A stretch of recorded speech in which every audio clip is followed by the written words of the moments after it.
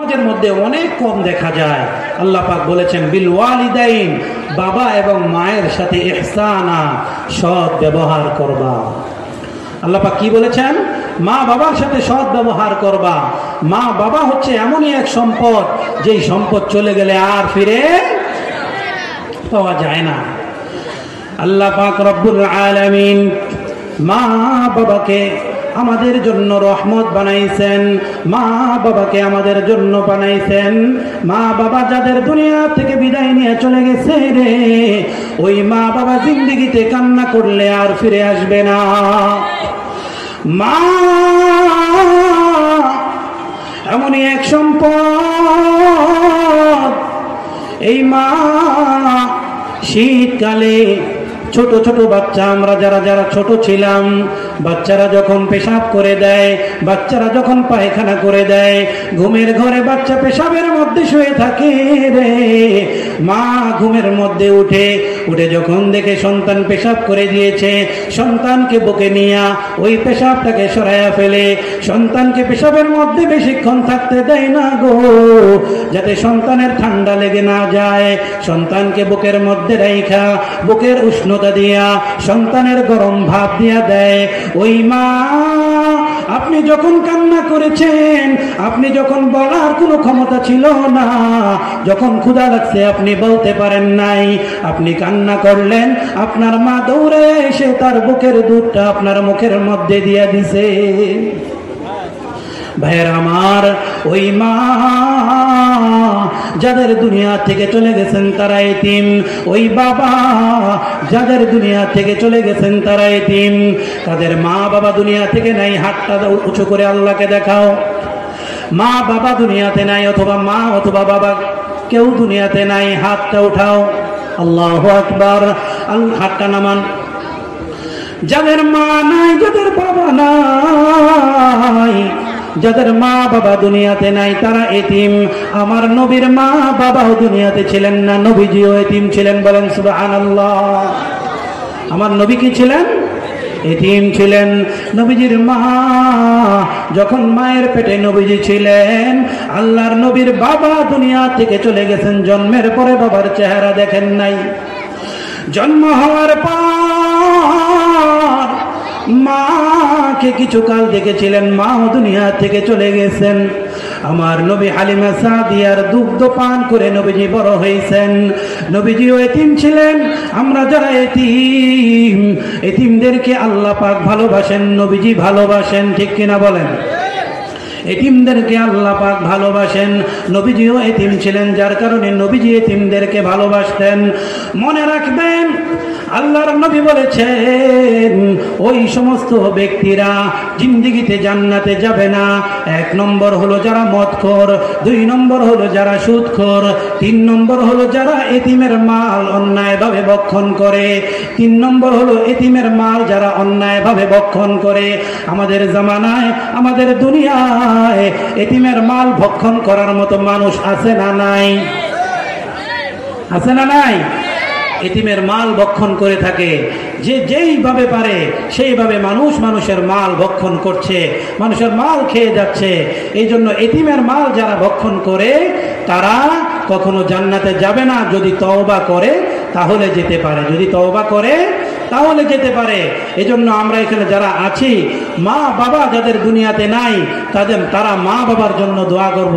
মা বাবার জন্য আমরা গহীন রজনীতে উঠা, গভীর রজনীতে উঠা তাহাজ্জুদের নামাজ আদায় কইরা আল্লাহর দরবারে 2 কানা হাত তুইলা দিয়া আল্লাহর দরবারে কান্না করব, আর ডাক দিয়া বলবো, মাবুদ আপনার নবী তো এতিম ছিলেন, আমিও তো এতিম। আল্লাহ আমার মা বাবার কবরটাকে জান্নাতের টুকরা বানাইয়া দেন। মাওলা গো, মা বাবা বেঁচে থাকা অবস্থায় মা বাবার খেদমত বেশি করতে পারি নাই, এইভাবে চোখের পানি ছেড়ে দিয়ে আল্লাহর দরবারে কানবেন। আল্লাহর দরবারে কানলে আল্লাহ রব্বুল আলামিন আপনার মা বাবার কবরটাকে জান্নাতের টুকরা বানাইয়া দিবেন। আর যাদের মা বাবা বেঁচে আছেন, মা বাবার সাথে কখনোই বেয়াদবিমূলক আচরণ করবেন না। মা বাবার সাথে কখনোই এমন কোনো আচরণ করবেন না যে মা বাবা কষ্টে অন্তর থেকে উফ শব্দটুকু বের হয়। কখনো মার সাথে বেয়াদবি করা যাবে না। মার সাথে যদি বেয়াদবি করে, মায়ের মনে যদি কষ্ট থাকে, যেই ব্যক্তির মায়ের মনে কষ্ট থাকবে রে, ওই ব্যক্তি মরার সময় তার মুখ দিয়ে কালিমাও বের হবে না। আল্লাহর নবী সাল্লাল্লাহু আলাইহি ওয়াসাল্লামের সাহাবী হযরতে আলকামা রাদিয়াল্লাহু তাআলা আনহু, আলকামা রাদিয়াল্লাহু তাআলা আনহু একবার অসুস্থ হয়ে গেলেন। এত অসুস্থ, মরজে মৌতের মতো হয়ে গেছে রে। আলকামার স্ত্রী দেখলেন আলকামা অসুস্থ হয়ে বিছানায় পড়ে গেছেন। ওনার স্ত্রী দৌড়াইয়া নবীজির দরবারে চলে গেলেন, যা বলতেছেন আসসালাতু ওয়াসসালামু আলাইকা ইয়া রাসূলুল্লাহ, আসসালাতু ওয়াসসালামু আলাইকা ইয়া হাবিবাল্লাহ। ওগো নবীজি, আমার স্বামী তো বিছানায় পড়ে গেছে, আমার স্বামী তো অনেক কষ্টে আছে। নবীজি সাল্লাল্লাহু আলাইহি ওয়াসাল্লাম হযরত বেলাল রাদিয়াল্লাহু তাআলা আনহু সাথে আরো দুইজন সাহাবী সহ তিনজন সাহাবীর টিম পাঠাইলেন, যাও আলকামার দরবারে, আলকামার ঘরে যাও। আলকামাকে যাইয়া মৃত্যুর সময় যদি হয়ে থাকে তাকে কালিমার তালকিন দাও। হযরতে বেলাল রাদিয়াল্লাহু তাআলা আনহু সহ তিনজন সাহাবী ওনারা চলে গেলেন আলকামার দরবারে। আলকামার ঘরে যাইয়া, হযরতে আলকামার ঘরে যাইয়া তাকে বললেন, আলকামা তুমি কালিমা শাহাদাত তেলাওয়াত করো। আলকামা রাদিয়াল্লাহু তাআলা আনহুর মুখ থেকে কালিমা শাহাদাত বের হয় না। চেষ্টা করলেন, তারপরও বের হয় না। হযরত বেলাল দৌড়াইয়া নবীজির দরবারে চলে আসলেন, বললেন, ইয়া রাসূলুল্লাহ, ইয়া হাবিবাল্লাহ গো, আলকামাকে আমরা কালিমা পড়াইছি, কিন্তু কালিমা তো উনি পড়তে পারে না।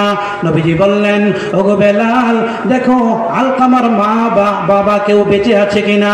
বেলাল বললেন, আলকামার বাবা ইন্তেকাল করে গেছে, মা বৃদ্ধা বেঁচে আছেন। নবীজি খবর পাঠাইছেন, যাও আলকামার মায়ের কাছে খবর নিয়ে যাও। হযরত বেলাল দৌড়াইয়া যাইয়া আলকামার মায়ের কাছে যাইয়া বলে, ওগো বুড়ি মা, নবীজি আপনাকে সালাম দিলেন, আপনি নবীর কাছে যেতে পারবেন কিনা? যদি না পারেন নবীজি আপনার কাছে আসবে।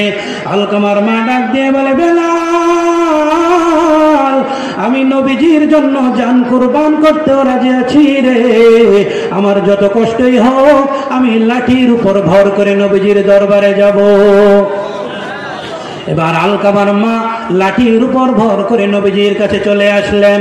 নবীজি ডাক দিয়া বললেন, ওগো বুড়ি মা, আলকামার সম্পর্কে আমি আপনাকে কিছু জিজ্ঞাসা করব, আপনি সত্য সত্য আমাকে বলবেন।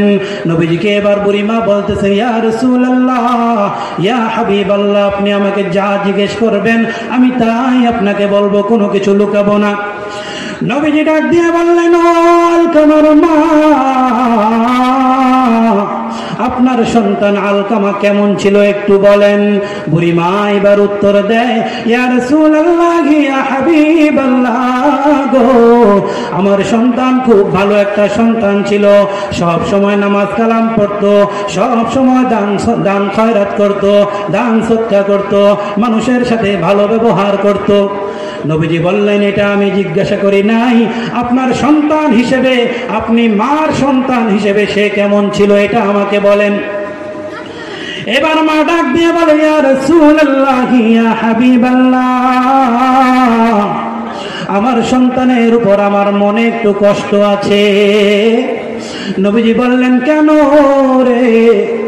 এবার বুড়িমা ডাক দিয়ে বলে, ইয়া রাসূলুল্লাহ, আমার সন্তান তার বউকে আমার থেকে বেশি ভালোবাসতো। আমার সন্তান বউয়ের কথা শুনতো, আমার কথা শুনতো না। আমার কথার চাইতে বউয়ের কথার বেশি দাম দিত গো রাসূল। এই জন্য আমার অন্তরে ব্যথা গো, আমার অন্তরে একটু কষ্ট রয়েছে। রাসূলুল্লাহ সাল্লাল্লাহু আলাইহি ওয়াসাল্লাম এবার বেলালকে ডাক দিয়ে বলে, বেলাল রে, যাও কিছু কাঠ খড় নিয়ে আসো, কিছু লাকড়ি নিয়ে আসো। এবার বুড়িমা ডাক দিয়ে বলে, ইয়া রাসূলুল্লাহ, ইয়া হাবিবাল্লাহ, লাকড়ি দিয়া কি করবেন? আল্লাহর নবী বলেন, আপনার সন্তান আলকামাকে আপনার সামনেই আমি পুরাইয়া মেরে ফেলবো। বুড়িমা এবার ডাক দিয়ে বলে, ইয়া রাসূলুল্লাহ, আমার সামনে আমার সন্তানকে মারবেন, আমি তো এটা কখনো সহ্য করতে পারবো না। নবীজি ডাক দিয়ে বলেন, ও বুড়িমা গো, আজকে এই দুনিয়ার আগুনে যদি পোড়াইয়া দেই, এটা আপনি সহ্য করতে পারবেন না, কিন্তু জাহান্নামের আগুন কত কঠিন, জাহান্নামের আগুন কত শক্ত, আল্লাহর আযাব সহ্য করার মতো কোনো মানুষের ক্ষমতা নাই। আপনি যদি আপনার সন্তানকে মাফ না করেন, আপনার আলকামা কোনোদিন কালিমা পড়তে পারবে না, আপনার আলকামা কোনোদিন আল্লাহর দরবারে জান্নাতের অধিকারী হতে পারবে না। এবার মা বলতেছে, ইয়া রাসূলুল্লাহ, ইয়া হাবিবাল্লাহ গো, আমি আপনাকে সাক্ষী রেখে বলছি, আমার অন্তর থেকে যত ব্যথা যত কষ্ট আছে, আমি আলকামার উপর থেকে সকল কষ্ট মাফ করে দিলাম। হযরতে বেলাল রাদিয়াল্লাহু তাআলা আনহুকে নবীজি বললেন, ওগো বেলাল, যাও আলকামার বাড়িতে যাও, যা দেখো এইবার আলকামা কালিমা পড়তে পারে কিনা।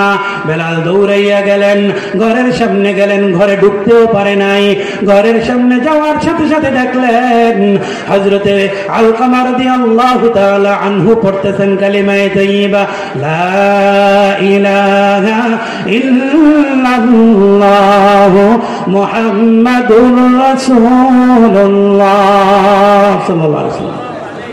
হযরতে আলকামা রাদিয়াল্লাহু তাআলা আনহু কালিমা পড়ে দুনিয়া থেকে বিদায় নিয়ে চলে গেলেন। হযরতে বেলাল রাদিয়াল্লাহু তাআলা আনহু ঘরের মধ্যে ঢুইকা উপস্থিত সাহাবায়ে কেরামকে বললেন, ও সাহাবীরা রে, এতক্ষণ আলকামা কেন কালিমা পড়তে পারে নাই জানোনি? আলকামার মায়ের মনের মধ্যে কষ্ট ছিল, আলকামার মা এই একটু আগে তাকে মাফ করে দিয়েছে, এই জন্য আলকামার কালিমা নসিব হয়ে গেছে। ও ভাইরা আমার, ও মক্কার ভাইরা আমার, একজন সাহাবী, সাহাবীদের জন্য আল্লাহর জান্নাত ওয়াজিব হয়ে রয়েছে। ওই সাহাবী, একজন সাহাবীর মায়ের মনের মধ্যে একটু কষ্ট থাকার কারণে আল্লাহর সাহাবীর মুখ দিয়ে কালিমা বের হতে কষ্ট হয়েছে। আর সেই জায়গায় আমি আপনি তো কিছুই না। আমরা যদি মার মনে কষ্ট রাখি গো, বাবার মনে যদি কষ্ট রাখি, বাবা এবং মা যদি আমাদের উপরে অসন্তুষ্ট থাকে, আল্লাহর জান্নাত আমরা কখনো পাবো না।